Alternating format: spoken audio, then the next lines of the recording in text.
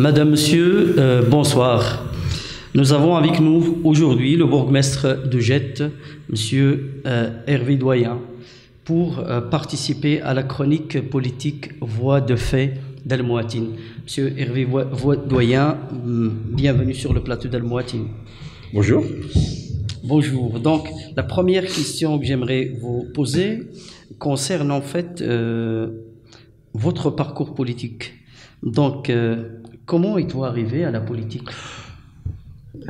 Le hasard, comme souvent dans la vie, le hasard. Vous étiez dans l'enseignement avant? J'étais dans l'enseignement, ça c'est un vrai choix.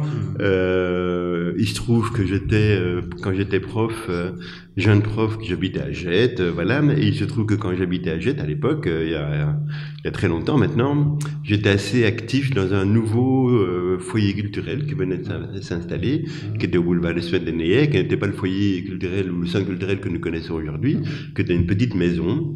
Voilà, et j'étais actif là-dedans pendant quelques années. Je suis à la longueur, je suis devenu président. Et c'est l'ancien bourgmestre Jean-Louis Tess qui, en 1988, était venu me trouver, comme je suppose, il avait été trouvé d'autres personnes pour constituer sa liste pour les élections communales de 88, où j'ai été donc présent sur sa liste, où je n'ai pas été élu. C'est tout vous dire. Voilà, comme quoi, il ne faut jamais désespérer en politique. Sûr, tout à fait. Et en revanche, je suis devenu conseiller au CPS. Voilà. Et donc, ma première expérience politique, c'est conseiller au CPS de Jette, de 88 à 94. 94, rebelote élection communale. Voilà, c'était ma deuxième, où j'ai été élu. Et il se trouve que je suis même pas passé par la case conseiller communal, je suis tout de suite monté comme échevin. Voilà, parce que j'avais fait un petit score honorable à l'époque. Voilà, je suis monté dans le collège, donc j'ai été échevin de 95, 1er janvier 95, jusqu'au décès de Jean-Louis Tess, fin 99, date à laquelle je deviens bourgmestre, et je le suis depuis maintenant 18 ans. Et le choix du CDH, c'est un hasard? Mais dès lors que Jean-Louis Tess était venu me chercher à l'époque et qu'il était lui-même PSC, il n'était pas encore CDH, il était lui-même PSC, ben le choix c'était un peu, je ne vais pas dire imposé à moi, ça collait à mes convictions. Voilà, je ne suis pas sûr que si aujourd'hui je ferais le même choix, mais à l'époque en tout cas c'était mon choix. Oui. Alors je vais vous poser encore une autre question qui est un petit peu, disons, une question un petit peu difficile par rapport à tout ce qui se passe au niveau des travaux à la commune, et surtout les travaux du tram à Jette, qui posent quand même pas mal de soucis à la circulation, mais aussi aux habitants de la commune. Comment expliquez-vous ça? Alors, il faut peut-être un peu remettre ce dossier dans un contexte plus général. C'est quand même pas vous, je vais expliquer que la région bruxelloise souffre aujourd'hui d'un très grave problème d'embouteillage, d'immobilisme, d'immobilité, voilà. Et donc, je pense que la région, depuis quelques années maintenant, je veux dire, a enfin des ambitions importantes en matière de développement de ces transports publics, parce que c'est la seule alternative aujourd'hui que nous ayons à offrir à ces milliers de nafteurs et de Bruxellois qui sont tous les jours coincés dans leur voiture. Voilà. Donc il faut créer du tram, il faut créer du métro, il faut créer des lignes de bus, il faut donner une alternative crédible. Mais cette alternative crédible, elle n'arrive qu'en faisant des travaux, vous en conviendrez avec moi, et donc on est là clairement au cœur du chantier du tram neuf, parce que c'est bien de ça qu'il s'agit. Voilà. La bonne nouvelle, c'est qu'on arrive au bout.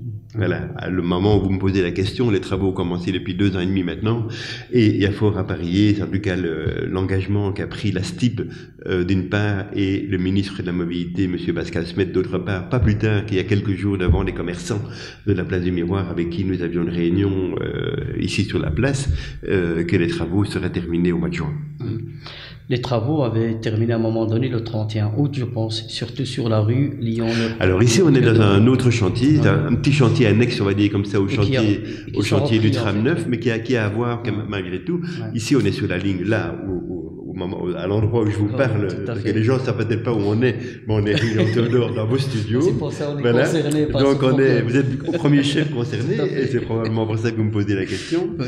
En effet, il y avait une première vague de travaux qui devait se faire, mais il se trouve que la STIP, pour 36 000 raisons, je veux dire, n'a pas pu faire tous ses travaux pendant les grandes vacances, et ont postposé une partie de ces travaux, assez lourds, ma foi, puisqu'il fallait faire agir d'abord ce qu'on appelle les impétrants, ça veut dire tous ceux qu'on ne voit pas, mais qui travaillent en dessous, voilà, et qui nous donnent chaque jour la possibilité d'avoir de l'eau, qui nous donnent chaque jour la possibilité d'évacuer nos eaux, d'avoir de l'électricité, d'avoir du gaz. Ça veut dire, vous les connaissez, c'est Belgaz, Vivaqua, Hydrobru, Belgacom, tous ces gens-là. Il y a eu des gros travaux d'égouttage qui ont dû être faits avant le renouvellement des voies ici en haut de la rue Léon-Théodore. Voilà, on arrive au bout aussi, et là l'engagement c'est que toute condition météorologique favorable étant, ce soit terminé pour le 22 décembre. Un peu de courage, on y arrive. Courage à tous les habitants.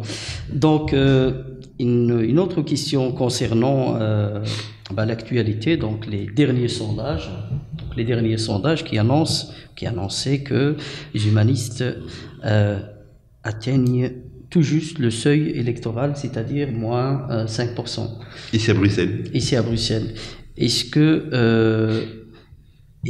que ça vous parle, en fait, ces sondages? Ça me parle et ça me catastrophe. Ça vous inquiète? Ça m'inquiète pour le parti. Vous savez, moi, j'ai 61 ans, je veux dire, ma vie politique, entre guillemets, autre que communale, où je suis présent sous le signe de la Liste du bourgmestre. La Liste du bourgmestre est un mouvement citoyen plus qu'un parti politique, donc on a quelques CDH sur la liste, mais la majorité de mes candidats et de mes mandataires ne sont pas affiliés à un parti. Oui, ça me parle, et c'est une catastrophe.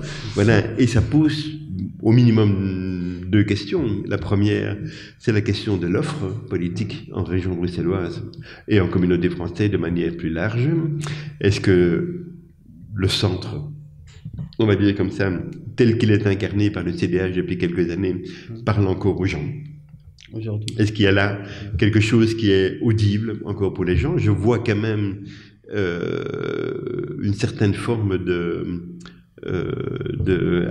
tension qui s'installe de manière électorale entre une gauche forte, en tout cas qui se revendique comme telle, je parle du PTB notamment, le PTB qui est le parti, enfin c'est quand même l'événement, enfin je veux dire c'est l'enseignement majeur de tous ces sondages, on parle bien de sondages, c'est un PTB fort qui dépasse même le PS à certains endroits, donc on peut s'interroger par rapport à ça, et donc visiblement le PTB, on aime ou on n'aime pas, je veux dire, dans le paysage politique francophone, a valeur de refuge. Enfin, je veux dire, visiblement, il y a des gens qui aujourd'hui disent, oui, le PTB, on ne les a jamais vus gouverner, mais peut-être que demain, je leur ferai confiance aux élections. C'est un message relativement important. Voilà, et il apparaît aussi que la droite, on va dire, traditionnelle, le MR notamment, je dis, se maintient plutôt bien dans ses positions. Donc j'ai l'impression qu'on est quand même dans une certaine forme de dualisation politique. Voilà, c'est une première chose, un premier enseignement. Le deuxième, allez, selon de bon compte, le parti Déchi, qui est un peu sur le même, dans le paysage politique bruxellois, un peu sur les mêmes terres que le CDH, je veux dire, chez nous en région bruxelloise. Le parti des défis a clairement tiré bénéfice, je veux dire, de la situation qui avait été provoquée par notre président le 19 juin dernier. Et donc, on a quand même vu un Olivier Minguin, je veux dire, très présent médiatiquement, et visiblement, Défi a plus tiré bénéfice de l'opération que le CDH lui-même n'en a tiré. Donc, c'est au moins deux choses qui me parlent et qui m'interrogent et qui devraient amener le responsable du CDH demain, dont je ne suis plus, je ne suis pas, je veux dire, à se positionner, enfin à s'interroger sur le positionnement au centre. Est-ce encore possible d'avoir un positionnement au centre aujourd'hui? Oui. Alors, votre avis sur les dernières déclarations de Pascal Smet, qui veut une seule entité pour toute la région bruxelloise? Pascal Smet est un homme politique flamand intéressant, vraiment. Je trouve qu'il est en matière de mobilité, etc.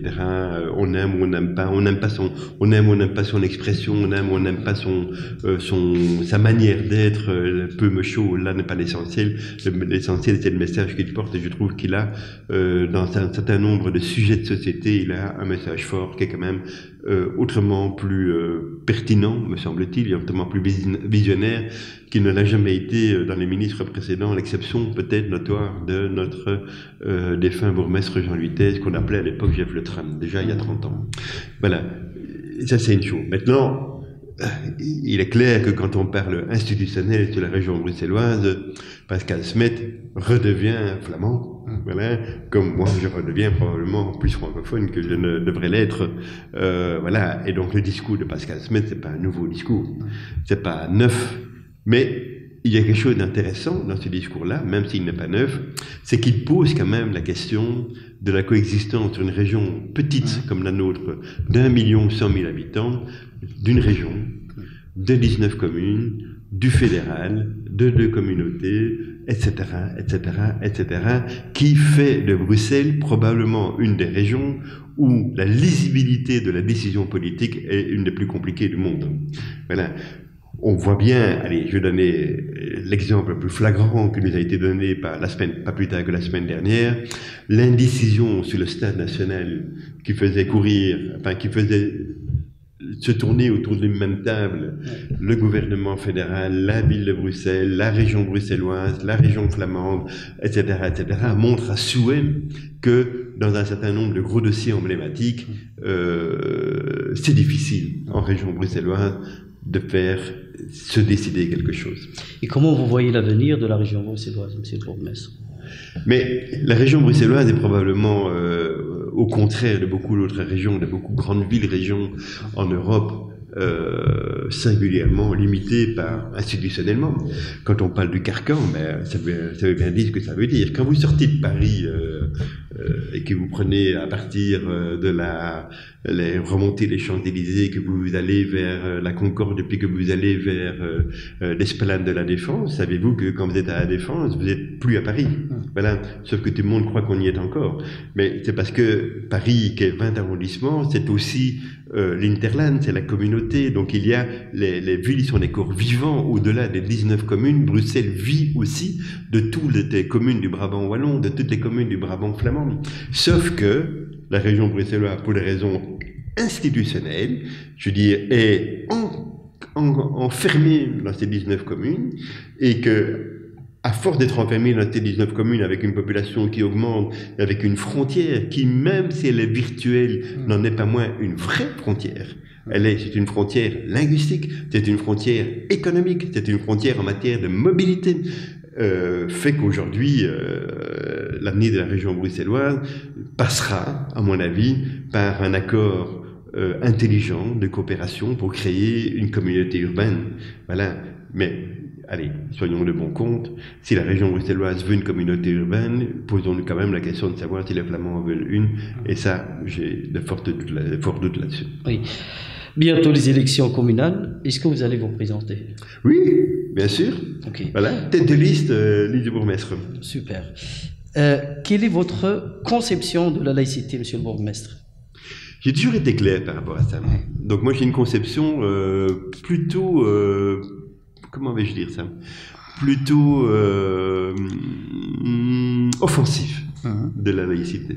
Voilà, je suis croyant, c'est un secret pour personne, et je l'assume pleinement. Je suis chrétien, voilà, et je n'en fais pas un État, voilà, parce que j'estime que même si mon action personnelle, politique, ma manière de faire, la vision que j'ai du vivre ensemble peuvent être inspirées par ma foi, on va pas parler comme ça, il n'en demeure pas moins que ma foi ne s'impose pas, je veux dire, aux autres. Point. Et donc j'ai une position assez pointue sur la question. Je trouve que dans un État moderne comme le nôtre, il faut se poser la question de savoir si l'État est un sanctuaire dans lequel le vivre ensemble s'impose à chacun d'entre nous sur un mode neutre, neutralisé, dans un espace public neutralisé, voilà, ou bien si le vivre ensemble, c'est la coexistence, plus ou moins pacifique, de toute une série de communautés, religieuses ou non d'ailleurs, qui coexistent, c'est le modèle anglo-saxon.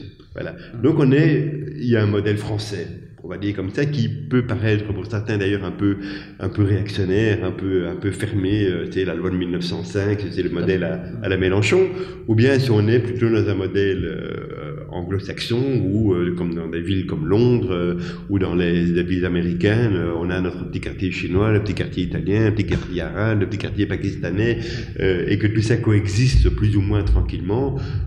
Voilà. Moi, je suis de ceux qui pensent, mais c'est une opinion personnelle, et je la partage au moins avec moi-même. Voilà. Je suis ceux qui pensent que l'espace public doit être au plus possible neutralisé.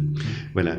Je trouve que la foi, le rapport à Dieu, quand bien même il parle dans mon rapport avec les autres hommes, rapport à Dieu, c'est une affaire personnelle. Voilà.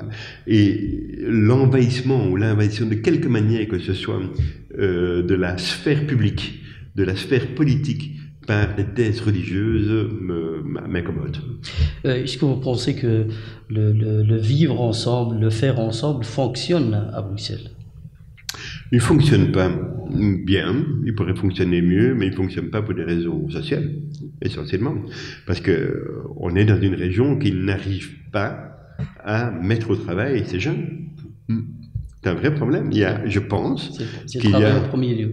Ah oui, voilà. Vous savez, vous mettez tout le monde au travail en région bruxelloise, il n'y a plus de problème de vivre ensemble. Hein. Mais quand vous avez des quartiers en région bruxelloise où 40% ou 45% des jeunes n'ont pas de boulot, sont enfermés dans leur quartier, où le modèle social récurrent de leurs propres parents est le non-travail, je dis que ça pose quand même un problème. Et donc pour moi, le problème est avant tout social.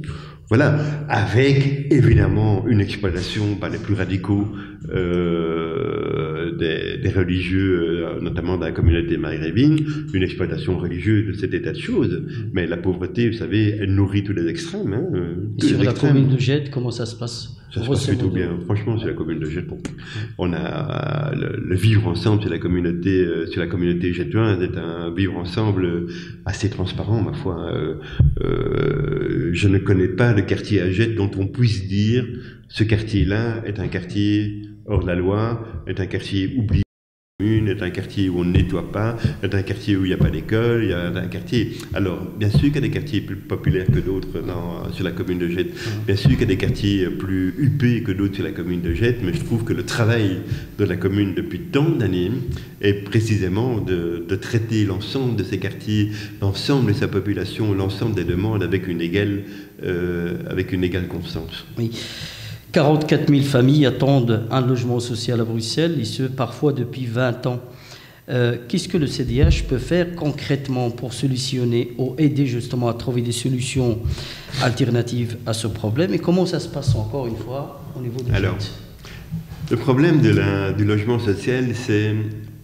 D'abord, bon, ces chiffres sont, je crois, un peu surfaits, parce que vous devez savoir que je suis bien placé pour le savoir, parce que à Gette, nous avons énormément de logements sociaux à travers le foyer gettois, plus 1100, 1200 logements. La commune de Gette elle-même possède un peu moins de 200 logements publics.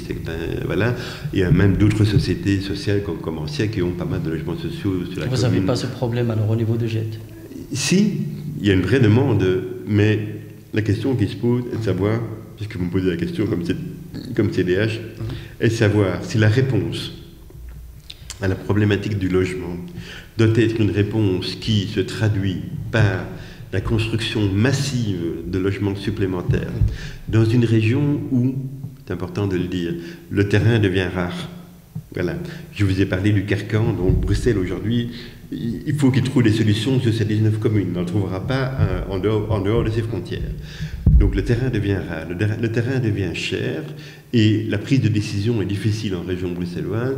La solution est-elle de continuer à construire des logements massivement en n'y parvenant pas? Je rappelle quand même que Mme Dupuis, à l'époque, ministre du Logement, il y a 2 gouvernements, c'était faire un plan de 5000 logements. 5000 logements en région bruxelloise, je crois qu'on est à moins de 2000 aujourd'hui. Donc, c'est vous dire que ça ne marche pas trop bien, ce plan-là.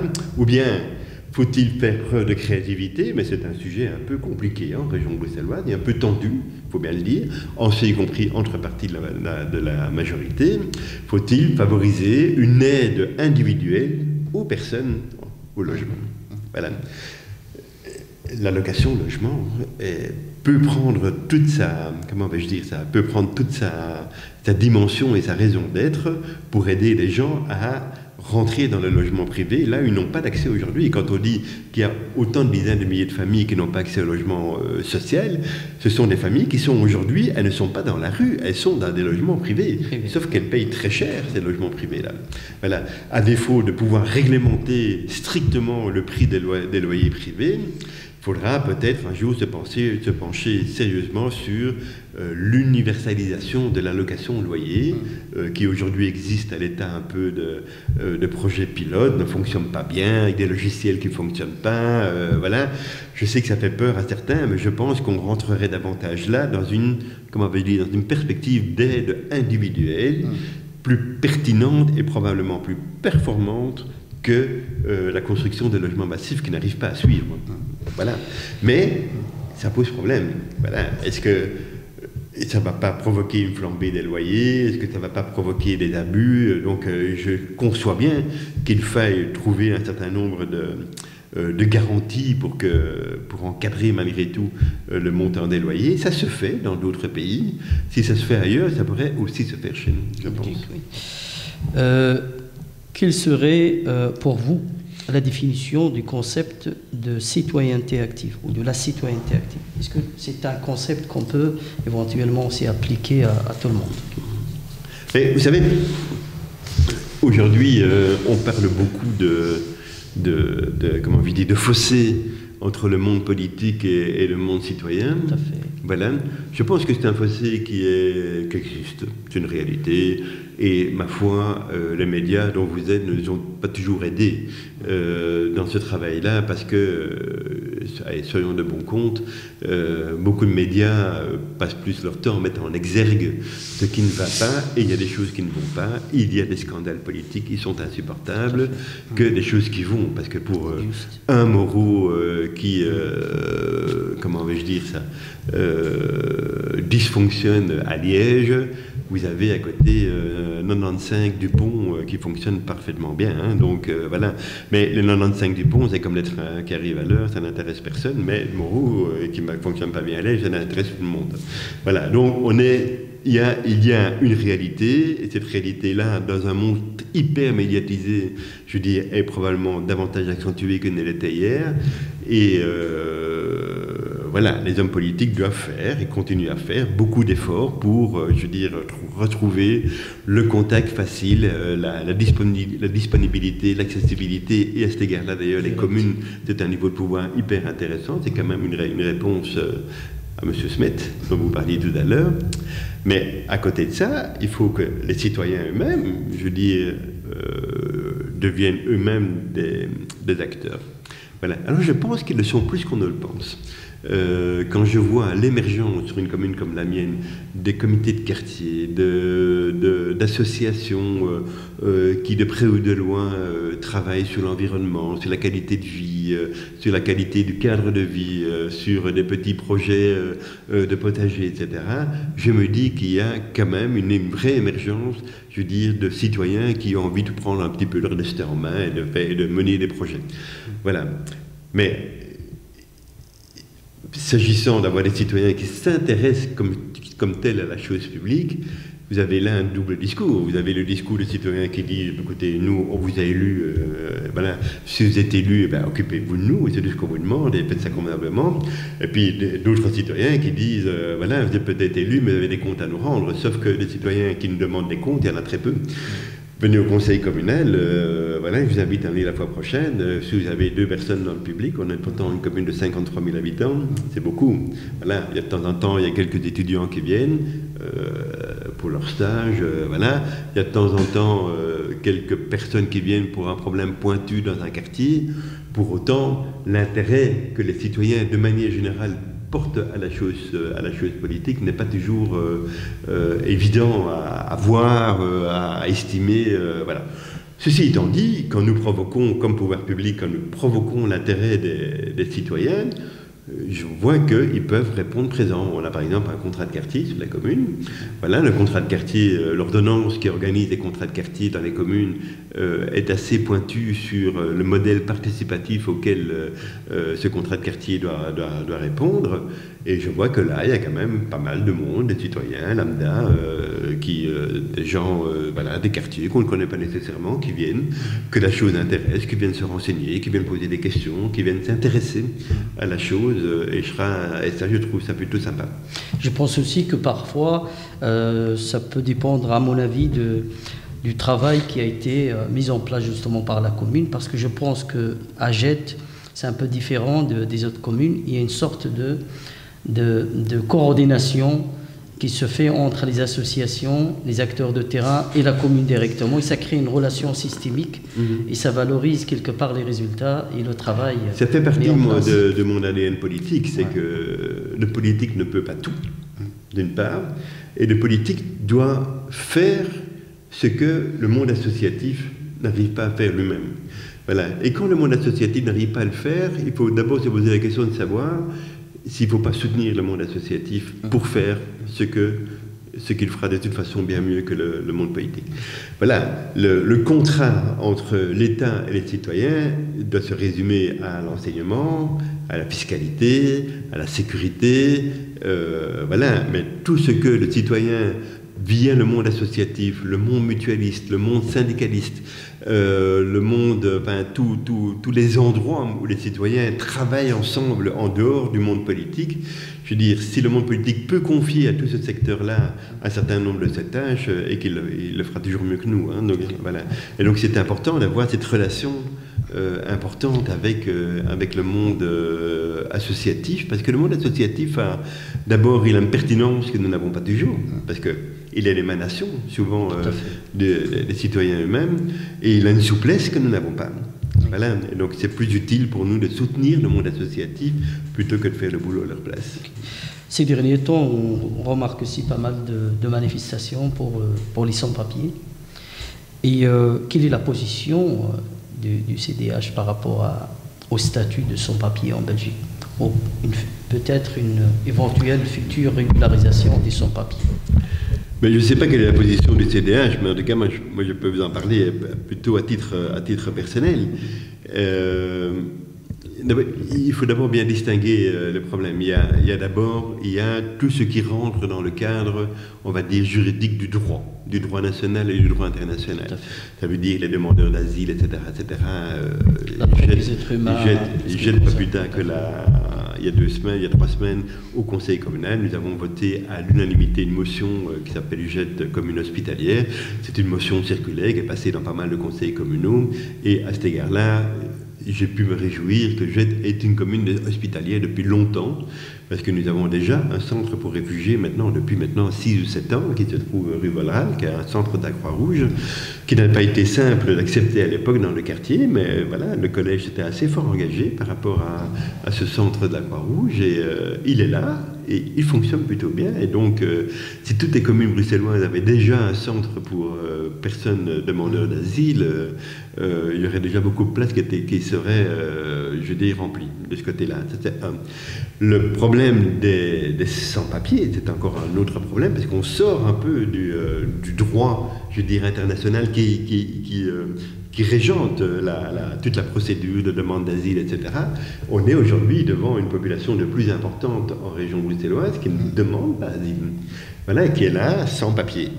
Voilà, dont l'essentiel des mouvements sont clairement des mouvements de population venant de l'Est ou de plus loin d'Afrique, notamment pour rejoindre la Grande-Bretagne. Voilà, je vous avoue que si une solution toute faite existait par rapport à ça, ça se saurait. Donc, je conçois bien que le gouvernement soit mal en point pour gérer ce genre de choses. En France, souvenez-vous, quand le président Sarkozy demande le démantèlement du centre de Calais, on a bien vu ce que ça a donné. Donc là où le gouvernement précédent avait essayé d'encadrer cette problématique, le président Sarkozy a fait mine de croire qu'en supprimant le centre, le problème n'allait pas rester, sauf que le problème, le centre n'est plus là, mais le problème est resté. Donc les sans-papiers qui se promènent sur toutes les plages de Normandie, du Nord-Pas-de-Calais, et en y compris jusque chez nous, il s'en trouve des centaines, c'est pas des milliers, c'est pas plus. Donc comment vais-je dire? Il y a un proverbe qui dit que mal désigner les choses, c'est encore aggraver davantage les choses. Voilà. Et ici, je trouve qu'on désigne mal ce problème des sans-papiers. On croit que en les chassant du parc Maximilien, on règle le problème. Non, ils sont là. Et donc, il faut se poser la question de savoir pourquoi ils sont là. Qu'est-ce qui fait qu'aujourd'hui, il y a des milliers, des dizaines de milliers de réfugiés, ou de candidats réfugiés, ou de gens qui migrent sur toutes les routes d'Europe pour rejoindre la Grande-Bretagne, pour rejoindre la Suède, pour rejoindre d'autres pays. Et voilà, ça mérite quand même de se poser... ça mérite qu'on se pose la question de savoir comment on remet au cœur de la diplomatie internationale cette problématique-là. Comment est-ce qu'on met au cœur de la diplomatie entre les nations le problème des hommes? Oui, parce qu'on attend, les sans-papiers sont en mode attente. Ils attendent, ils ne savent pas est-ce qu'ils doivent partir, est-ce qu'ils doivent être expulsés, et ceux qui croient que le problème vont rester. Voilà, donc c'est vraiment un gros dossier, quoi. Ce qu'on connaissait avant à l'échelle d'une commune, à l'échelle d'une région, à l'échelle d'un pays, aujourd'hui on le connaît à l'échelle du monde. Voilà, le monde est devenu d'énormes villages globaux où des milliers de gens se déplacent de plusieurs milliers de kilomètres pour aller d'un endroit à l'autre. Donc il faudra un jour qu'on se pose la question de savoir est-ce qu'il n'y a pas d'autre solution que celle de croire comme étant un grand mur, comme Trump le fait, les problèmes vont se résoudre. Moi, je n'y crois pas trop. Oui.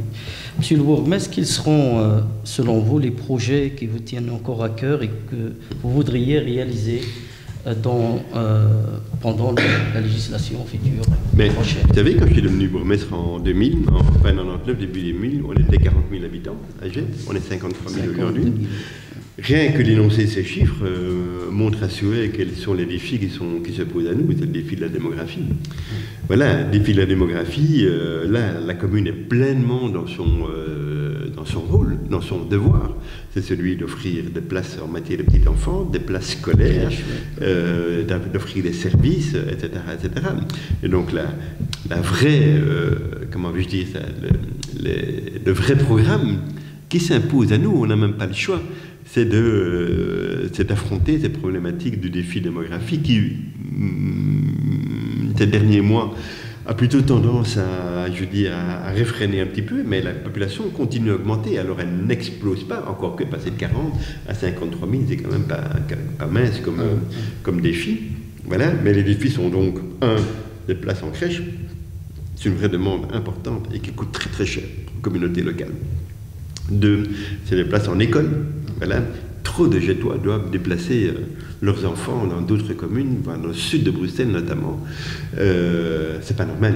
Je trouve que les écoles primaires doivent être des écoles de proximité, mais les communes sont limitées. Elles n'ont pas des budgets extensibles à l'infini, nous n'avons pas des terrains extensibles à l'infini.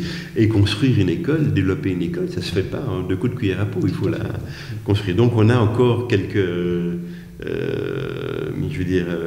le défi de demain, c'est celui-là. C'est essentiellement s'occuper de nos petits et de nos jeunes, parce que c'est une demande forte et pressante des parents. Pour le reste, la commune doit continuer, et c'est vraiment important, et c'est important pour moi de le dire ici, dans une radio comme la vôtre, on doit continuer à promouvoir le vivre ensemble. Moi, je ne peux pas accepter, il n'est pas tolérable que Gênes puisse un jour devenir une commune où les jeunes sont les ennemis des vieux, les vieux sont les ennemis des jeunes, où les classes moyennes sont les ennemis des plus pauvres ou des plus riches, où la communauté flamande est l'ennemi de la communauté française, où les communautés étrangères sont les ennemis des communautés autochtones. Vous savez, sur Gênes, on a beaucoup de Français, on a beaucoup de sujets d'origine maghrébine, de Belges d'origine maghrébine, on a beaucoup de Roumains, on a beaucoup de Polonais, on a des Russes, on a des Ukrainiens, donc on a des jeunes, on a des vieux, on a tout ça, c'est la richesse de la commune, mais cette richesse-là, il faut continuer à la cultiver, voilà, en ayant un discours apaisé par rapport à ça, et en ayant des politiques apaisantes par rapport à ça. Justement, vous parlez du vivre ensemble, l'actualité aujourd'hui très difficile par rapport à ce qui se passe au Moyen-Orient, surtout le conflit palestino-israélien. Et la décision de Trump, le président américain, de désigner Jérusalem comme la capitale. Elle est désastreuse. Elle est désastreuse. Trump vient d'inventer la diplomatie du chaos. Et